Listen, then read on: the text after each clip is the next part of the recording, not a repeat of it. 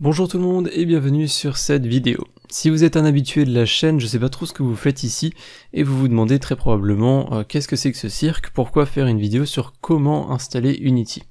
Bien évidemment, cette vidéo elle est pas à votre destination, vous qui êtes des habitués, elle est plutôt à destination de toi qui regarde cette vidéo et qui a sans doute vu ou entendu parler de Unity et tu t'es dit pourquoi pas, t'as envie de créer des jeux vidéo. Donc laisse-moi te dire déjà que c'est une très bonne idée, l'apprentissage de Unity ça n'est pas toujours facile mais c'est un parcours qui est très intéressant et qui est très gratifiant pour peu qu'on s'y accroche vraiment. Aujourd'hui je vais donc vous montrer comment installer Unity parce que c'est pas toujours clair pour tout le monde, donc on va voir où le télécharger, quelle version télécharger et comment l'installer. Mais avant ça, évidemment, si tu regardes cette vidéo, il y a de grandes chances que tu ne me connaisses pas. Je me permets donc de faire ma petite publicité. Je m'appelle Zef, je gère la chaîne YouTube Tuto Unity FR, qui comme son nom l'indique, propose des tutoriels sur Unity en français, comme des séries pour apprendre à créer un jeu ou des vidéos sur le développement de jeux vidéo en général. Si tu t'intéresses à Unity, et surtout si tu es un débutant, eh bien ma chaîne devrait être une véritable mine d'or pour toi, alors pense à t'abonner et à jeter un œil au contenu que je propose sur cette chaîne. Fin de la petite publicité, passons directement au vif du sujet, donc à l'installation de Unity. Donc comment installer Unity aujourd'hui? Nous sommes en 2020. Sachez que c'est très important, je le précise, tant que cette vidéo est en ligne, tant que vous regardez cette vidéo, que vous pouvez la voir, c'est que cette technique pour l'installation est toujours d'actualité. Si jamais Unity Technologies change drastiquement sa manière d'installer le logiciel, je referai une nouvelle vidéo qui sera à jour. Je vous mets en description le lien qui vous permettra d'arriver sur la page de téléchargement de Unity. Donc, je suis actuellement sur le site officiel de Unity. Peut-être que le design changera un petit peu au fil des mois, mais de manière générale, il y a toujours une page depuis laquelle on peut télécharger le nécessaire. Je suis donc sur cette fameuse page et on nous propose effectivement plusieurs options. Donc on a téléchargé Unity, on nous propose de sélectionner votre version de Unity et de la télécharger, de télécharger Unity Hub ou de télécharger encore la bêta. Donc ça fait 3 boutons, lequel on va utiliser. Et bien en réalité ça va dépendre de ce que vous voulez. Si vous téléchargez Unity pour la première fois, je pense que vous pouvez faire une croix sur la version bêta. Autant prendre une version stable pour vraiment prendre en main le logiciel. Vous avez donc le choix entre sélectionner une version précise ou télécharger Unity Hub. Aujourd'hui je vais vous montrer la technique avec Unity Hub, et non pas avec une version précise. Donc qu'est-ce que Unity Hub? Eh bien vous allez le voir de toute façon après quand on va l'installer, mais en gros c'est un launcher qui va vous permettre de lister tous vos projets Unity. Ça va également vous apporter une fonctionnalité de versionning, c'est-à-dire que vous allez pouvoir télécharger potentiellement plusieurs versions de Unity, qui sont certaines qui sont récentes, d'autres qui sont plus vieilles, certaines en bêta, pourquoi pas.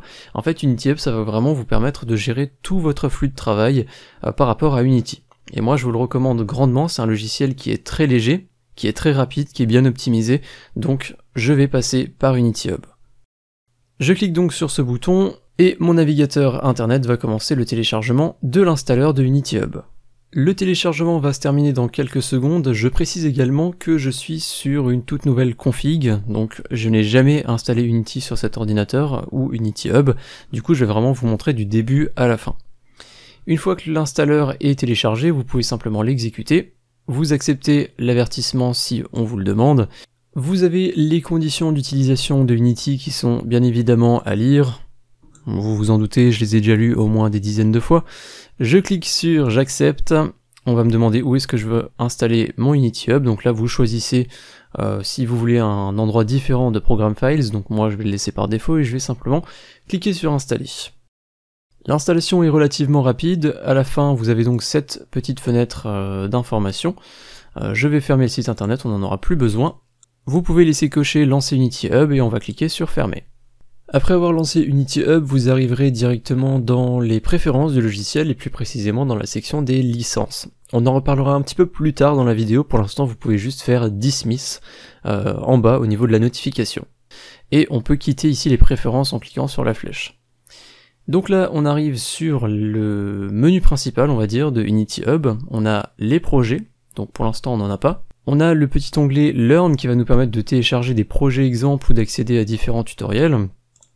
L'onglet Community avec quelques liens vers Unity Answer par exemple qui est un forum d'entraide pour Unity, et vous avez encore d'autres liens officiels. Et le dernier élément c'est installs qui va simplement lister les différentes versions de Unity qu'on a installées sur notre système. parce que comme je le disais, Unity Hub permet la gestion de différentes versions de Unity en même temps sur une même machine. Donc forcément, nous maintenant il faut qu'on installe une version de Unity. Donc pour faire ça, on peut juste cliquer sur Add en haut à droite, et là encore une fois vous allez avoir différents choix.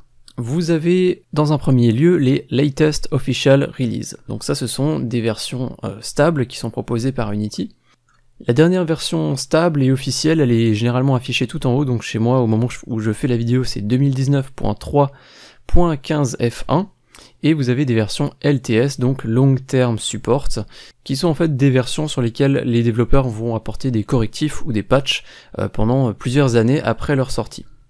Et vous avez ensuite les Latest Pre-Release, qui sont en fait les alphas ou les bêtas des dernières versions de Unity. Encore une fois, si vous voulez apprendre le logiciel, le prendre en main, ne prenez pas de version alpha ou bêta, c'est vraiment pas nécessaire. Le mieux, c'est généralement de prendre la dernière version officielle qui est sortie.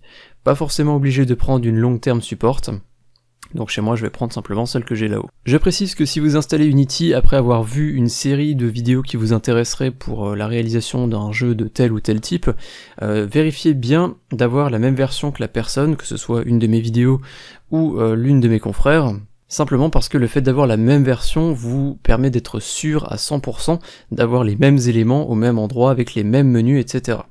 Donc Unity c'est un logiciel qui évolue quand même assez vite, il y a pas mal de choses qui apparaissent ou disparaissent quand elles deviennent obsolètes, donc c'est toujours mieux d'avoir la même version que celle utilisée dans un tutoriel.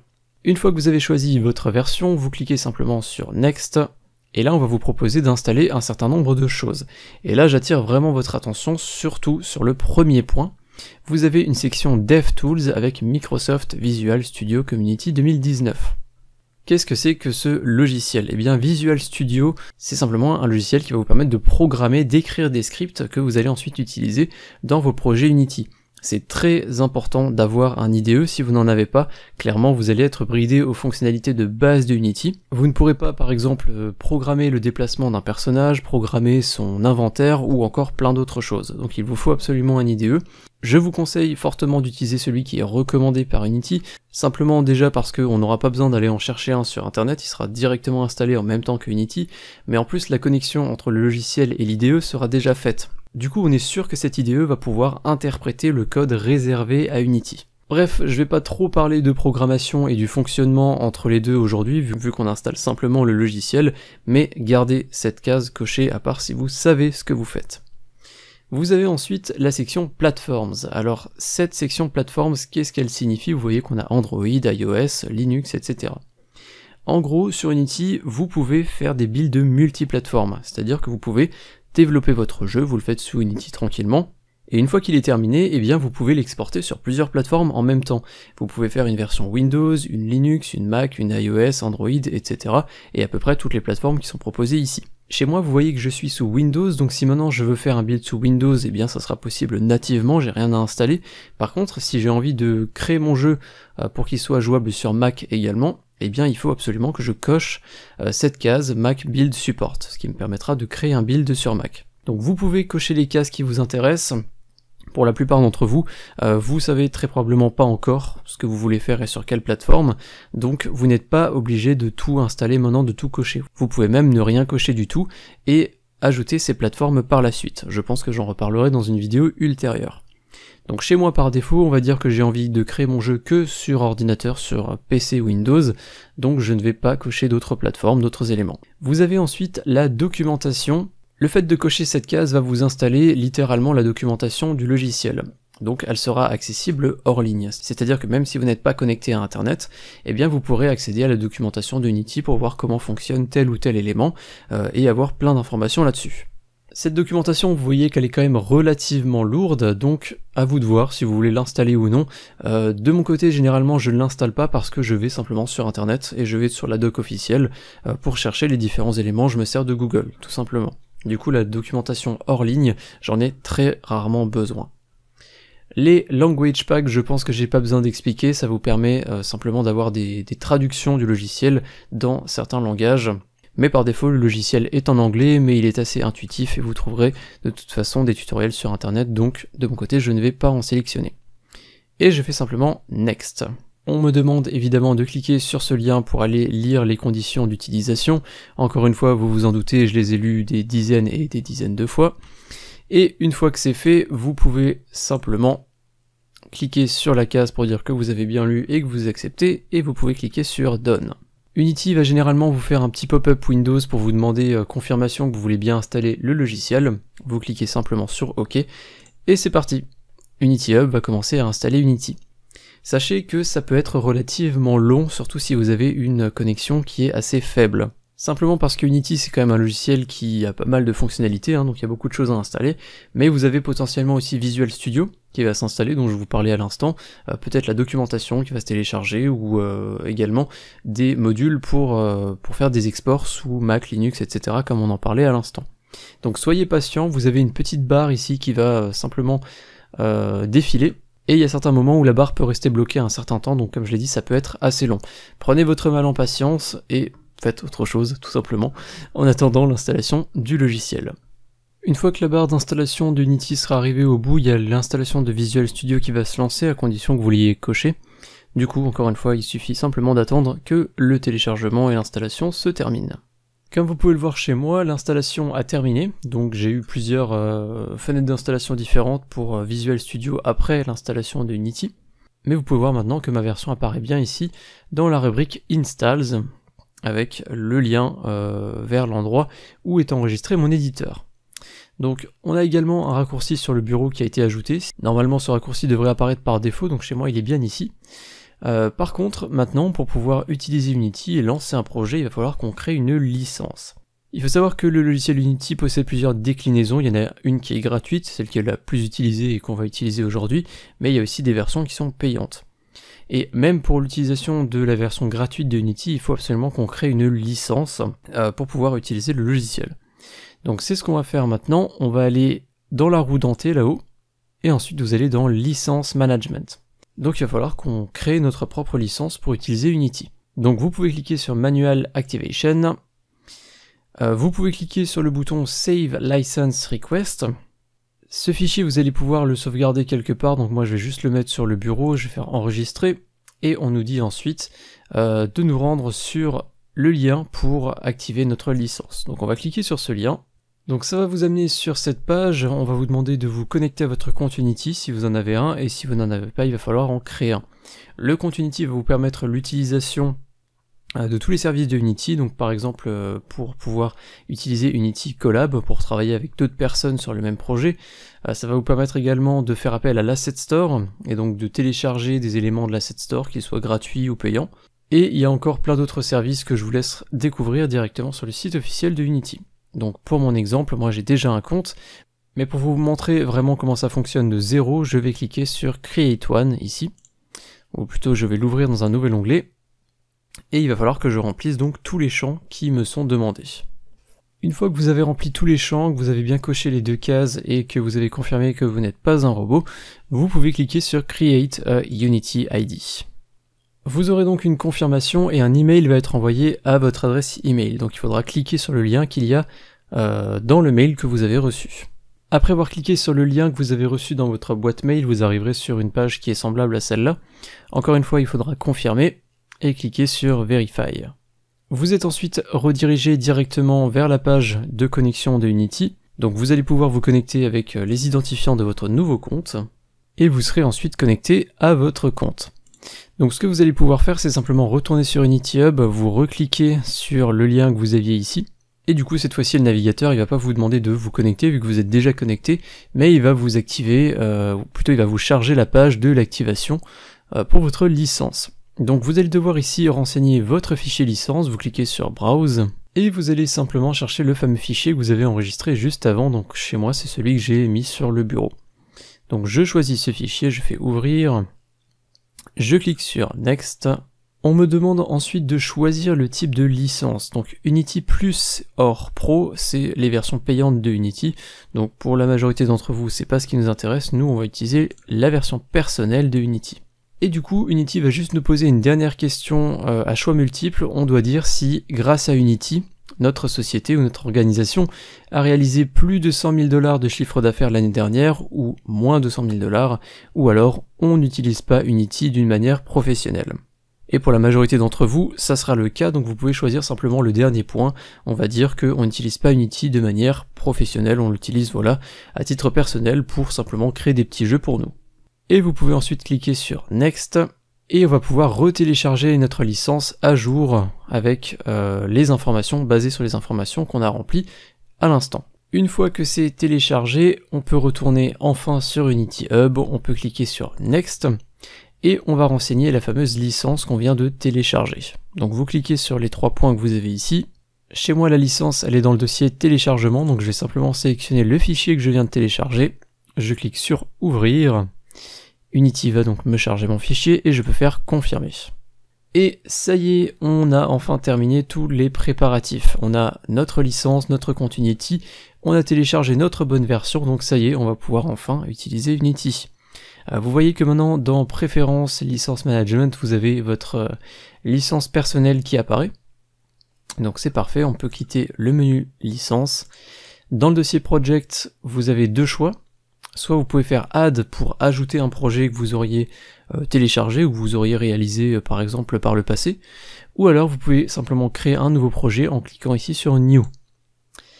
Vous avez le choix entre plusieurs templates, ça je vais pas en parler aujourd'hui vu que ça ne concerne pas vraiment le sujet de la vidéo.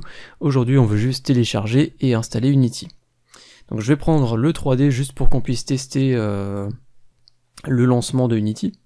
Vous choisissez un nom pour votre projet, donc moi je vais simplement l'appeler projet. Je choisis où est-ce que j'ai envie d'enregistrer ce projet. Je vais laisser par défaut à cet endroit-là, et je peux cliquer sur Create. Normalement vous ne devriez pas avoir de message d'erreur comme quoi votre licence est manquante, ce qui aurait été le cas si effectivement on n'avait pas eu notre fameuse licence, et donc là Unity est en train de se lancer. Donc il y a un petit chargement, il va télécharger les packages nécessaires pour le template que vous avez choisi. Et après quelques instants, nous voilà dans Unity, ça y est, le logiciel est téléchargé et utilisable. Par contre, il nous reste une étape extrêmement importante, c'est de lier Visual Studio et Unity. Parce qu'on a téléchargé les deux en même temps, mais les deux ne sont pas connectés, ils ne sont pas liés. Et du coup, on risque d'avoir des problèmes, notamment avec l'utilisation des scripts.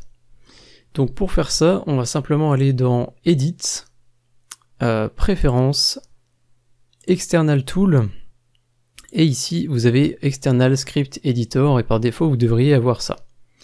Dans la liste, vous devriez retrouver Visual Studio 2019, donc chez moi j'ai aussi Visual Studio Code parce que je l'ai installé à part, mais vous devriez avoir Visual Studio avec l'année derrière. C'est très important que vous choisissiez cet élément, et une fois que c'est fait, vous pouvez fermer cette fenêtre. Du coup, en théorie, maintenant, Unity et Visual Studio peuvent communiquer, donc on va quand même tester ça. Dans le dossier Assets, je vous invite à faire un clic droit, Create C# Script, et vous pouvez simplement taper, voilà, vous pouvez l'appeler comme vous voulez, moi je vais l'appeler Script Test. Vous ouvrez ce script, donc on peut double-cliquer dessus, normalement vous avez Visual Studio qui va s'ouvrir, et on va juste vérifier que la syntaxe de Unity est bien prise en compte, donc pour faire ça on peut juste ajouter une expression vraiment relative à Unity comme Vector 3 tout simplement, et on devrait avoir voilà l'autocomplétion qui nous propose le Vector 3, et du coup si Vector 3 apparaît bien en couleur et que vous n'avez pas d'erreur, c'est que effectivement ça fonctionne bien, et que Unity et Visual Studio peuvent maintenant communiquer. On va faire rapidement juste un autre test avec Rigid Body qui est vraiment relatif à Unity. Je sauvegarde ça, je vais sous Unity, et normalement je ne devrais pas avoir d'erreur dans ma console, et effectivement ça fonctionne bien. Donc voilà, Unity et Visual Studio sont maintenant bien liés l'un à l'autre. C'est une étape, comme je l'ai dit, qui est extrêmement importante parce que sinon vous n'avez pas le syntax highlighting, donc vous n'avez pas les couleurs qui apparaissent, mais aussi certaines expressions vont être mal interprétées par Unity ou par Visual Studio, et du coup vous aurez des erreurs dans votre code, alors qu'en soi votre code est juste. Vous aurez aussi potentiellement les variables qui n'apparaîtront pas dans l'inspecteur. Mais bon, les deux communiquent, donc vous n'aurez aucun de ces problèmes. Je vous rappelle bien évidemment que sur ma chaîne je propose pas mal de contenus et de séries différentes pour apprendre à créer un jeu, comme un jeu en 2D par exemple, un jeu de Tower Defense, un FPS, etc. Vous avez un lien en description vers différentes playlists dans lesquelles justement je propose de créer ces différents jeux. Je vous remercie d'avoir suivi cette vidéo jusqu'à la fin, j'espère qu'elle vous a plu. Je sais qu'Unity est pas le logiciel le plus simple à installer, notamment parce que voilà, on a pas mal de choix, il y a pas mal d'étapes différentes à faire entre le compte, la licence, l'installation, Visual Studio, etc. Donc j'espère que c'est assez clair, j'espère que tout est bien installé chez vous, et j'espère que vous passerez un très bon moment sur Unity. Je tiens à remercier tous les tipeurs du mois dernier qui permettent simplement la création de ce type de vidéos qui sont proposées gratuitement sur YouTube, et un remerciement tout particulier à Frédéric, lui, Cheyenne, Éphémère, Gameworld Studio, Schizocell, Aurélien, Tenno et Spyprog. Et je vous dis à très bientôt pour d'autres vidéos sur la chaîne. Pensez à vous abonner encore une fois si ce n'est pas fait et que vous débutez sur Unity, vous devriez trouver votre bonheur sur cette chaîne. Je vous dis donc très bientôt, salut!